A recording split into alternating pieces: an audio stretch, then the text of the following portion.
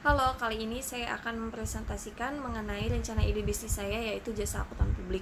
Kenapa saya ingin menjalankan akuntan publik? Karena agar bisa memastikan tidak ada penyelewengan, manipulasi, tindakan yang menyimpang, dan penyalahgunaan sumber daya di suatu perusahaan atau lembaga. Dan seorang akuntan harus menjadi anggota Institut Akuntan Publik Indonesia sebagai asosiasi profesi akuntan publik yang telah diakui oleh pemerintah agar bisa mengaudit laporan keuangan.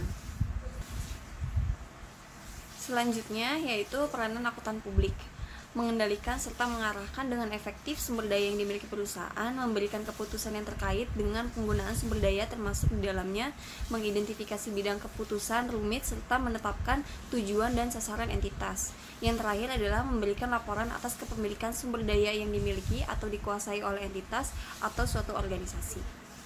Lalu layanan yang kami tawarkan adalah yang pertama, audit atas laporan keuangan perusahaan atau organisasi.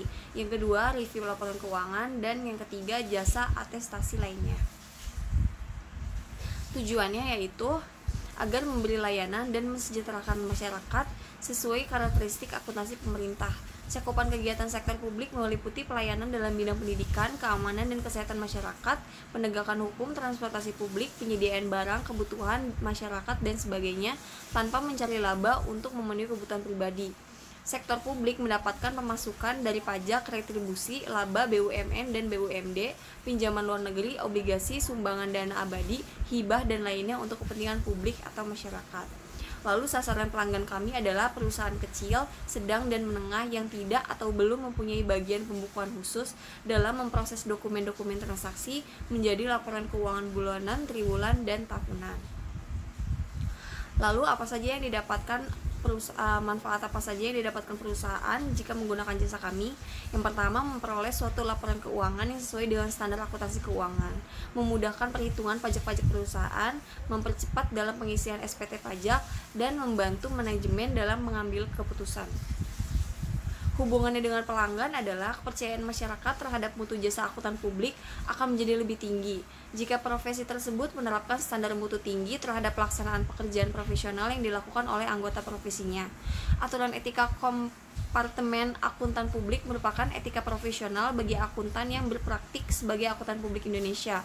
Aturan etika tersebut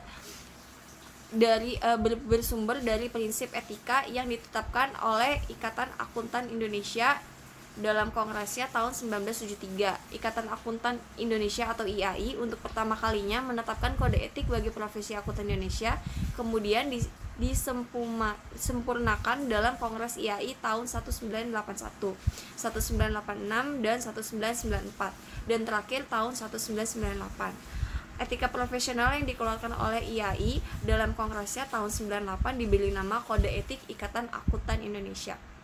Lalu, ruang lingkup pekerjaan akuntan publik adalah merancang sistem pembukuan yang sesuai dengan operasi besar kecilnya perusahaan, memproses bukti-bukti pembukuan ke dalam buku-buku yang telah dirancang, menyusun laporan posisi keuangan atau neraca, laba rugi bulanan, triwulan, dan tahunan, dan yang terakhir mengisi SPT pajak. Demikian presentasi rencana ide bisnis saya mengenai jasa akuntan publik. Semoga bermanfaat ya. Terima kasih.